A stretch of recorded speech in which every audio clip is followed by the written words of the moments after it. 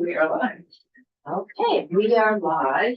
And this is the Committee of Conference on H.949 and Act relating to property tax yield, the non-homestead property tax rate, and technical changes to add 5 years. And the floor is yours. Oh, it's so nice to be here with you. Thank you.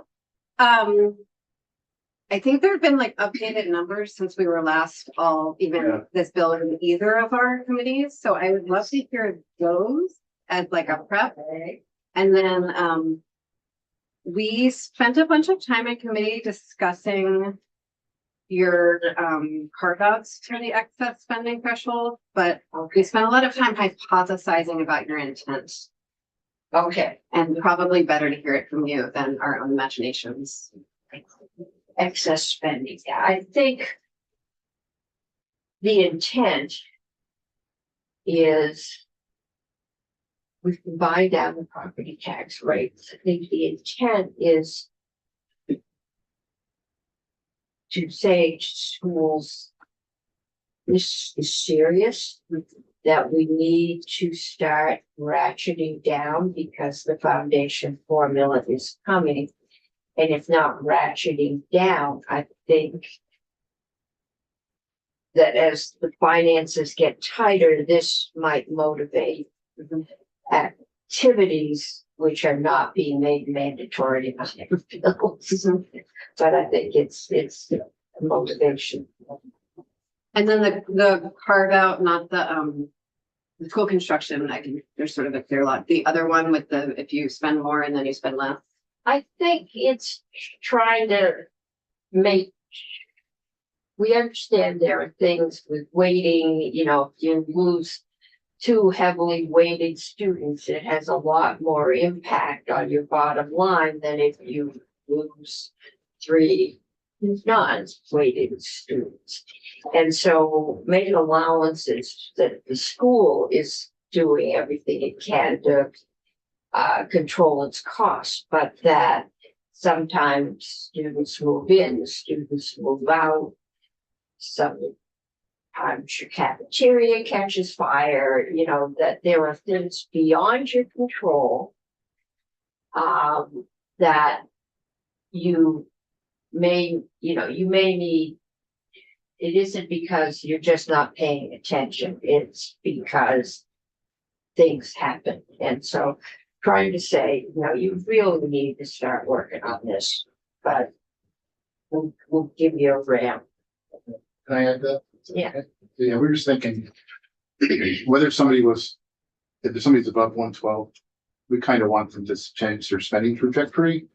And if they do, by fitting in either of those buckets, flatline their pupil spending or their total spending, then we should respect the fact that they are changing their trajectory and, you know, not try to, you know, eat too hard on. Can you talk about unintended consequences of that? Well, we talked through it. I think maybe what you're thinking of is somebody could find themselves, let's say they're at 116 and they meet one of those criteria, and so they're exempt. And we realized that, but we thought the important thing was that the only way they could really become exempt was to change their spending trajectory, and that we thought was the important part. That, yeah. I think the tax department has a lot to say about that. I don't know how much time they got to spend with you all, so I don't know if it's helpful to have them. We can answer that. I think, yeah, Okay. we passed that early on. Yeah. So Okay. they may have had more time to work on it. They have not been in this. I would love to just hear the updated numbers if that's okay with you. Okay. all. Yeah, that'd be great. I think that's Julia. She's right. And we had another lovely spread. Sure. It's like that, Okay. but this is we print, we can read. I know, I was supposed to have it, right? More treats, but you can read it. Charlotte, can we have like folders or binders? Sure. Thank you. Good afternoon. Good afternoon. Julie Richter, Joint Principal Office. So I see that you've got a printed outlook in front of you. Do you want me to share my screen or do you want to talk about? Yeah, I think so. Share the screen? Yeah, then other people can see it. Anybody who's watching can see it. So I believe this is posted on the committee page. Under my name? Oh, good. Okay, so this is posted on the committee page under my name. So big picture, just as a reminder, as you all know, the budget information from school districts is coming in at updated intervals over the course of the session. And when bodies or committees get close to voting out the yield bill, we pause or we hold that budget information constant so you can compare apples to apples. And then after the yield bill moves out of committee or moves into the other body, budget information is updated. So what we're looking at here is I got the latest budget updates from AOE yesterday. And they really didn't change very much from the last data update of May 5th, but May 5th was still after it passed out of Senate Finance. So I'm just going to walk through briefly sort of the two constructs with respect to the yields. So this is section 1, 2 yield bill. So columns B and C reflect the House position, House construct of H.949. Column B reflects the yields and the rate as they were passed out of the House. You'll recall that the House construct uses or has the 104.9 million transfer from the general fund in fiscal year 2027, uses half of that for uniform bill relief in 27, and holds the other half of it in reserve for fiscal year 2028, so 52.5 million. With the updated budget information, the House passed out what they believed at the time to be a uniform average bill change. So if the policy objective were to be consistent with the House position, there would be new yields and rates reflected in column C. So we see that by using half of the one-time money to uniformly lower bills in FY27, that would result in an average bill increase estimated to be 6.4% compared to the prior year.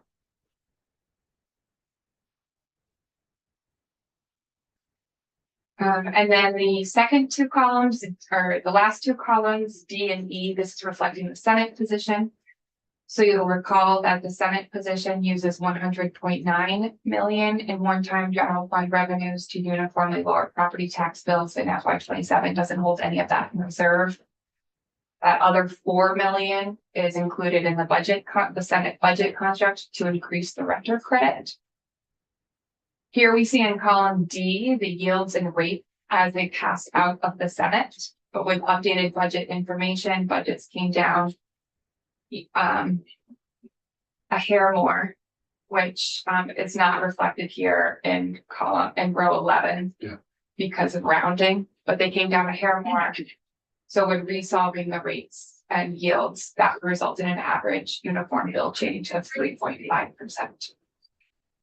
The final note is, as you all know, the lines highlighted in blue, of course, reflect other bills that would impact the education fund in fiscal year 2027. So that includes the miscellaneous funds bill.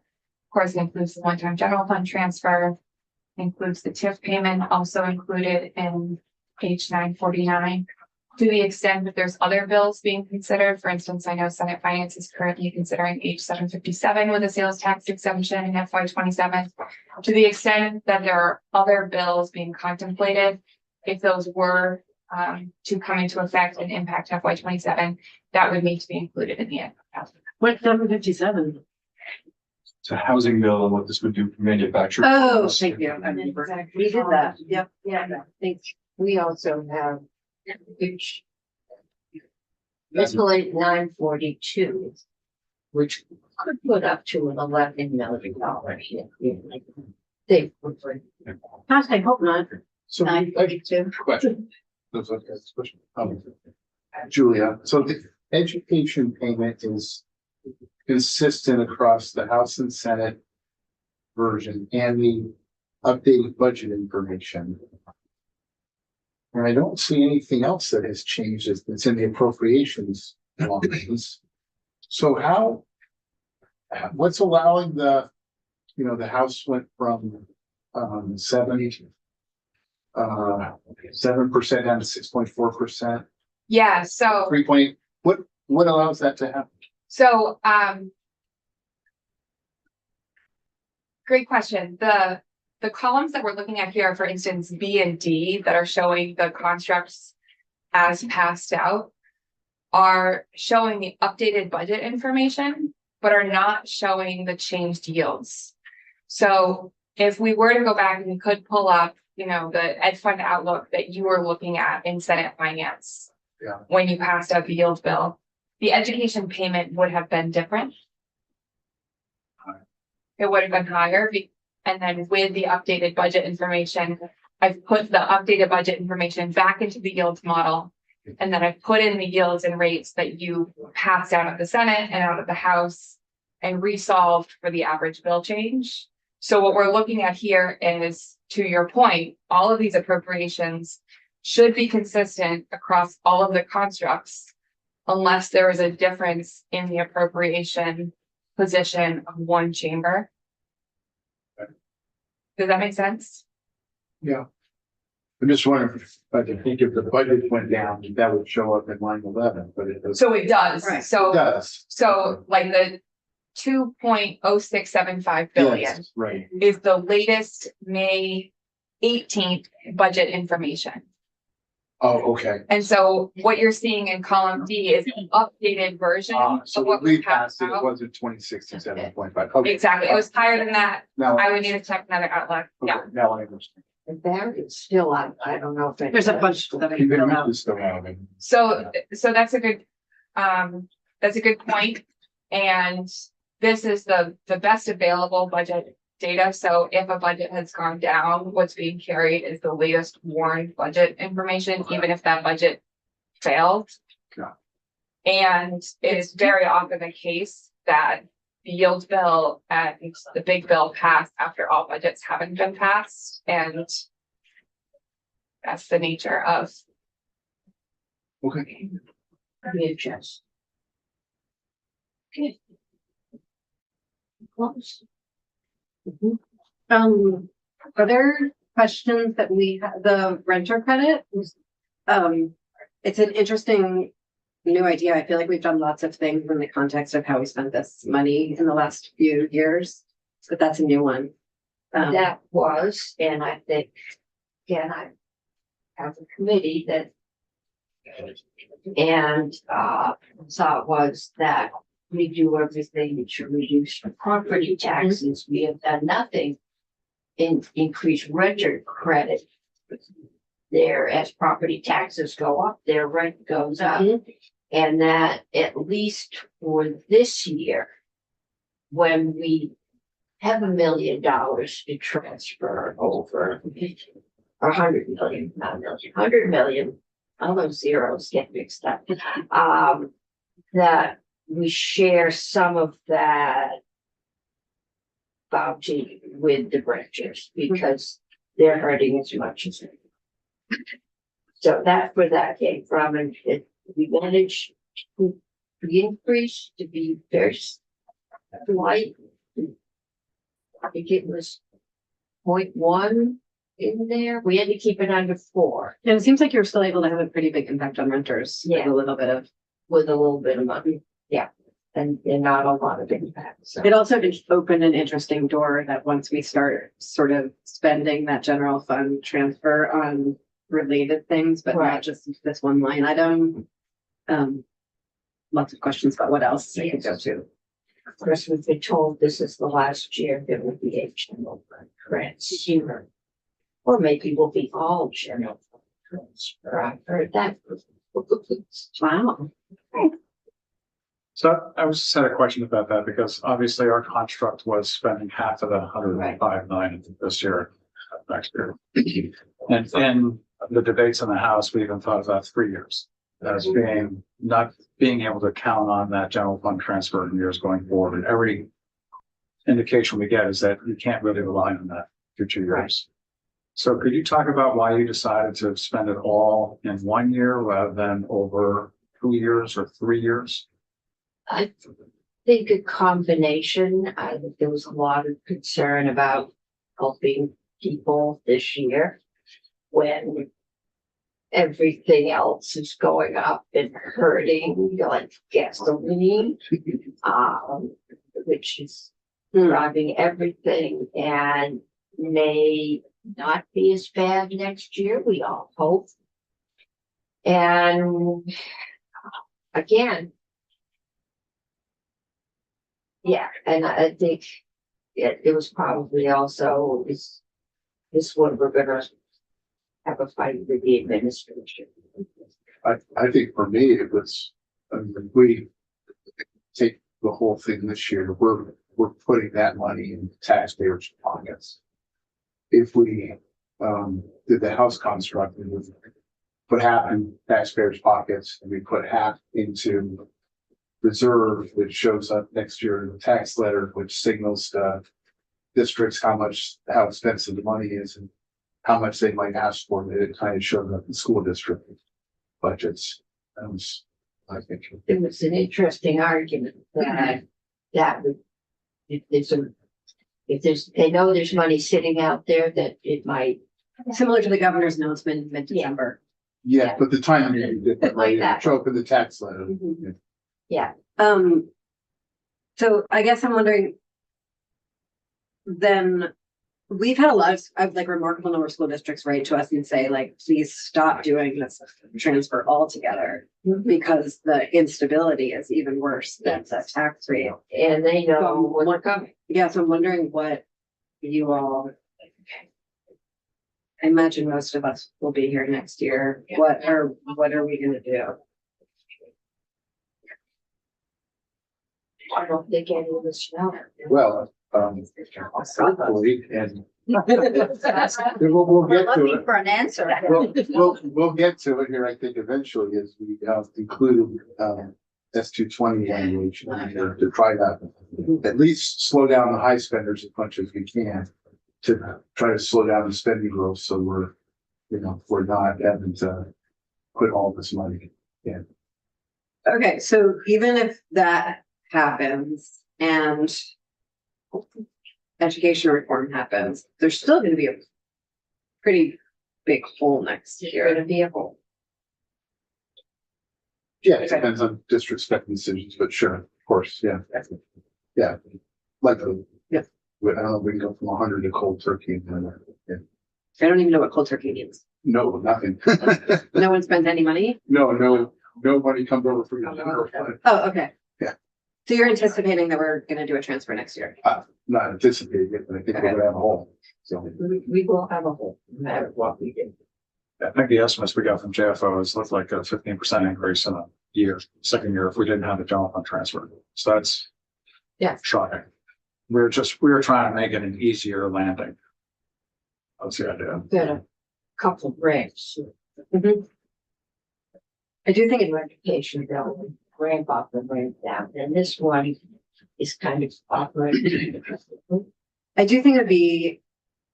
we talked a lot in our work on the yield bill about using this as sort of a ramp to education reform, but I'm not sure that either of our bills were successful in building that. And so I wonder if maybe we can find a way to do that.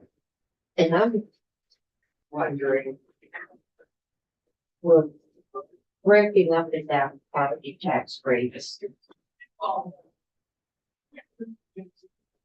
How that junction is gonna work when we go off ed fund and general fund transfer.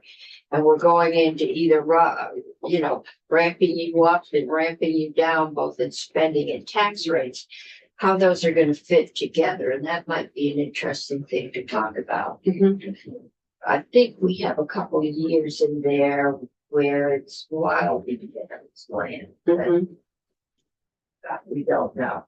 And I've heard from the administration that there's some desire to create some ongoing pressure towards reform. And I think too much causes chaos, which actually makes change very hard, right? Because if people are, if every year is an emergency, it's hard to do, it's very hard to do planning and like, you know, change actually takes common communication, which is in short supply these days. It would be. Do you have any questions? I don't know whether I dare ask or not. Has there been any discussion of reducing the ed fund? The services that the ed fund pays for. At one time, there was certainly discussion about pulling the social services out of the ed fund and having it paid by the agency of human services or other things, which I know just moves it to the general fund. But is there any validity from a financial perspective of doing it that way? And I know it just puts the pressure on the income tax, the general fund, as opposed to the pressure on the property. One thing I hadn't quite realized is that the ed fund is the same size as the general fund. It is not a huge money machine that you can just take money out of. Either in this or in some of the income taxing bills, there's been discussion about the teachers' benefits coming out, the universal school meals, got the usual things that we look at. I think it's a little harder to pin down what social services are. Right, I understand, but you know, I know that the schools often complain. We are putting a lot more money into Yes. special services for students in the school district Yes. because of mental health issues or you know, disability or a whole. And there's a lot in 955 to try to fix that. And then, in the budget, there's that Medicaid billing change. That should actually make a big difference for that as well. Right. But we have also consistently underfunded our mental health agencies to the point where they don't and they can't get the staffing because of the salary levels. Right, that no, they need. I understand all those factors. And they I'm wondering- complain because they go to the schools and immediately get several $1,000s increase in their salary. The other thing that we talk about in committee every year and don't do is sort of the other side of this, which is the exemptions to the property tax. Correct. And everyone has their favorite exemption to the property tax, but there's definitely not everyone can agree on their favorite exemption to the property. Don't touch my senior housing. That was one. Or, you know, we have TIF in the bill. Yes. We don't have. The city of Montpelier is very overturned property tax. We do, yeah, we do. We did not have that discussion this year. It's been had in the past. So, I personally would like to hear from tax about their concerns about the exemptions to the excess spending threshold and unintended consequences that they see as a possibility there. We will get them. That would be a nice next step. I think we got a letter from the administration earlier today. I haven't seen it yet. Senator. You have a copy? Somebody has a copy? Thank you. It needs to be on all three. I have one. Yeah, you gave me. I think we're saying one for everybody. No, we don't. I mean, for all, I've all forgotten conference your Jane's letter. Your hand letter, right? There it is. Okay. Yeah, no, this is actually a different one, I think. Oh, really? Yeah. So the one he references all three. Well, this is 933. Right, yeah. No, I but. feel like there was one, It's just, wasn't there one 949. just about the yield bill though? Yes, he talks about all of them. I don't know that. Oh, no, okay, great. That just does this. No, there was one that was just. They're all, I have trouble keeping track of what we did. I know what we did, but it's in which bill. Oh, Because at least in this committee, we did them both, the final readings on the same day. Oh, there. And there are things that are relevant to both bills Yeah. that have moved back and forth, so. okay. There was something else. I think that was for. Yes, please start. I don't think there's anything in here I need explained. Anyone? Clarifying question about Julia's here. So 757 is not currently factored into these numbers. If that $1 million cost to the ed fund, we're incorporating 500,000 this year and $1 million after. Julia Rifner, correct. And that said, as we know, one exemption or one cost of that scale would have de minimis impact on property taxes, and multiple exemptions or cost of that scale would no longer be de minimis. One thing to consider is you can look at very bottom line, row 37 of the ed fund outlook, and you can see how much is left in reserve unallocated. And that's as close as we can get to a uniform average bill change without putting the ed fund into deficit. Perfect.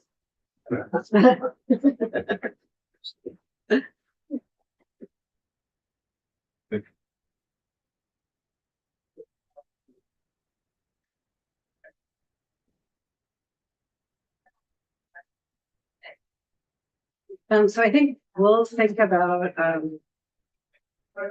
sort of that desire for a ramp and, your concerns about student changes. I know that phantom pupils didn't work. No. Yeah. And I know that with the scale that school districts are at now, you know, a few students changing have a huge impact. So. And I think we deal with money, but I'm not sure how the message is being heard or what's happening. I know there's some concern about articles of agreement and what they're doing to make it difficult for schools to do any consolidating or merging. And that is in large part not in our domain. But I think we do need to work at getting it concise, we're all marching in the same direction at the same time. Yes, I think we will need more clarity on Yes, 955 before we can finalize this. yeah, absolutely will. There's a few moving pieces. Yes. There's still moving parts. Is your proposal is to go down, change it from 118 to 112 and FY 20 years? Right.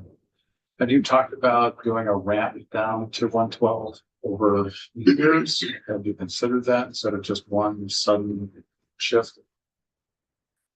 I mean, we heard a lot of testimony from different school districts about how devastating it would be if they had to meet that. I think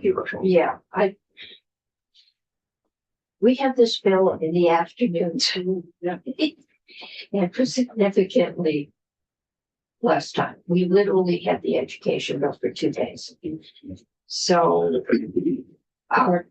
we have a lot broader field. So our ability to really dig into some issues is limited just by time constraints. And I'd say one thing about it, if I may. Yeah. So we spent a lot of time at the beginning of the session on the allowable spending growth cap and that construct based on previous year end spend. And so it was maybe a quarter of the way through where we shifted the excess spending threshold as I would say, a more delicate approach to giving a centralized budgetary guidance while still allowing districts to possibly spend above it. More importantly, what I think was attractive was that school districts are familiar with the construct, throwing another limitation of the rule at them was concerned. As for the 112, I get that it's low. And what was important to me is one of the exceptions was just to have an appeals process because there will be unintended impacts of that. Whatever number we pick, there will be a district out there that it will have more difficult pressures on them. So it was important to me to at least have in the language some mechanism for them to be considered or to have a hearing, so to speak, to appeal and suspending threshold. And that makes so much sense to me. And we heard testimony from sort of everyone that you put on that committee that they absolutely don't want to do that. They don't want to, preside over sort of they don't want to be a jury of their peers. The administration felt like there wasn't enough clarity on what constituted an exception. Yeah, you have to be very clear on your guidelines. Yeah, and so there was a lot of resistance to that, and I appreciate that when you put in a threshold that low, you need a lot of carve outs to make it work. Okay. So, To the chair's previous point, we had to meet crossover, so. yeah, no, We did take testimony, I mean, the testimony that the amount of spending that's going on above 112% is about $20 million, which is, you know, if we were to, Mhm. you know, if all that spending stopped, which I don't think it will, we're talking about 1% of the total education fund. And I mean, I think you all know this. I mean, those people that are up above 112, they are driving the tax rates up of the people that are well, I mean, the I think lowest spenders. it depends on how big the district is, but yeah. Yeah, it does, sure, of course, but the connection's there. I have a maybe overly philosophical thought about the excess spending threshold that I just want to share. Is that when it's sort of at a level that districts can really aim for it reasonably, I think it serves as a tool. And this is from testimony I've taken. It's a useful tool for school boards to negotiate with superintendents and business managers, and the reverse. I think in some districts, school boards want to spend more, and superintendents use it as a tool to help it stabilize, and vice versa in other districts. I think if too many districts are below it or above it, we're going to have a lot of taxpayers having double tax bills, having absolutely no idea why. Because any normal person does not pay attention to all this stuff, right? And so I'm nervous that if we do too much too fast, we're just going to have a lot of people with sky high tax bills who are super pissed about it and have no idea why. And so that's when I think about a ramp, part of it is a ramp to make sure that anyone, you know, knows what they're doing so they can manage to it. Certainly before I was a legislator, I don't think I would have had any idea why my tax rate was what it was. I mean, most people don't. Nor should that, nor we should all just like be able to live our lives to some degree, right? Like a good government's mostly invisible to I us. think when it gets too heavy a burden, people focus. And who do you yell at about groceries or gasoline? But your senator who's right behind you in the grocery store line. you know who to yell at. And it is complex. And, you know, 112 was trying to ramp it down. If it's the right number, you know, we seem to be big on ramps these days. Plus the concept of a number instead of percentage of the 2025 average spending adjusted for inflation. So as a concept, if you've ever thought about that, is it easier to understand or harder? I'm not sure, but it might be something that we talk about. I don't understand what you said. Like So right it's all now, right now we calculate it based on what the 2025 spending was adjusted for inflation by Yeah. NEPA. Right. And then if you're 112, 118% over that. Yeah. And suddenly they gloss over. Instead, if you come up with what that number is, then maybe that's easier to understand. Oh, just give them the number 60,000, whatever it is. Yeah, I think that's true. Yeah. And adjusted for Who inflation. knows what NEPA is? Well, there's that. Julia does. Julia, but the average person out there. I saw things on that most should of run. the, you know, the worksheet that the districts put together, that explained the words. On most of them, I did see the number. They did put the number on it. Yeah. Yeah. Then I just try to explain how they got there because you lose most people. Yeah. Yeah. Those people. So just a thought as we work through this.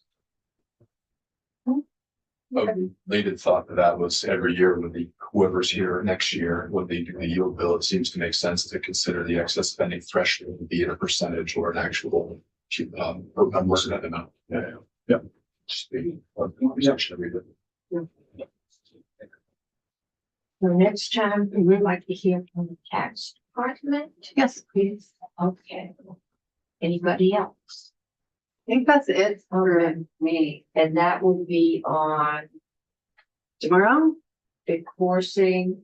We're losing staff after tomorrow. Well, I I thought thought Autumn- staff is coming down. Autumn's gonna Autumn's help. coming. Mhm.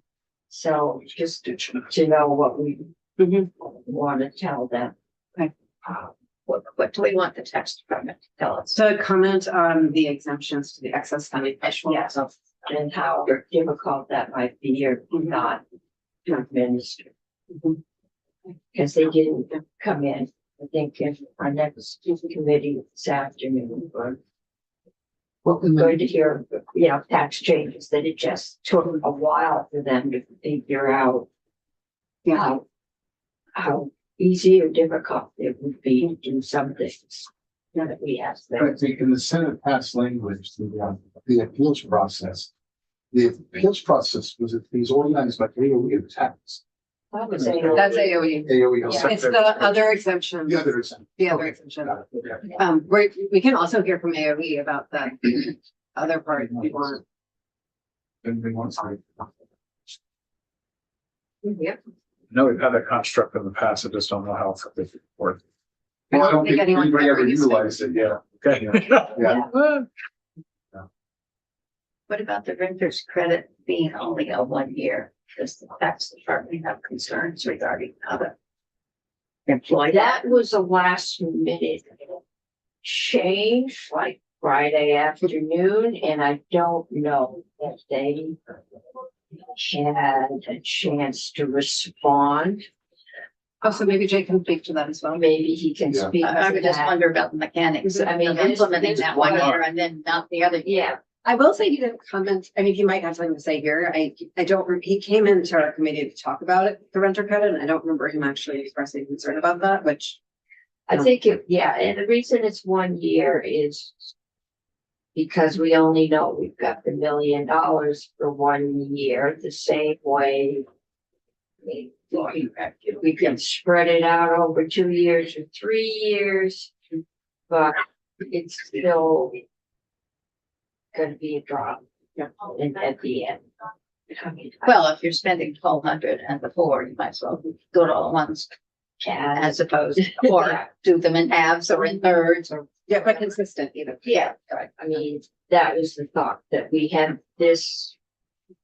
I was last year's largesse because there's no 100 million floating around this year's budget. And,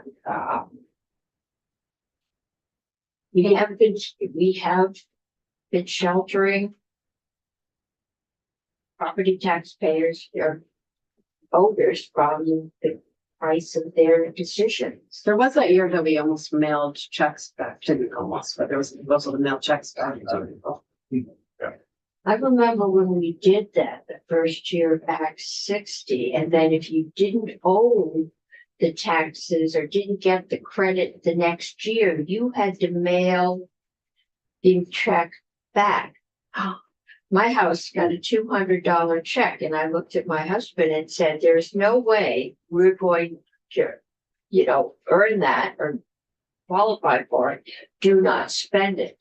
I had more than one elderly person who spent it, I mean, and then the tax bill came in and there was no money left to pay. And in the end, the decision was, because it was 1 year's taxes and last year's income, and what if your income that's the went up? kind of stuff I don't want to do, and I'm That's worried that right, the and exemptions it were was sort of a little. decided that it was probably, yes, we have another thing, probably better, cheaper for the goodwill, for us to just swallow those few people that might see a great largesse because their income went up, because the alternative where you send people checks.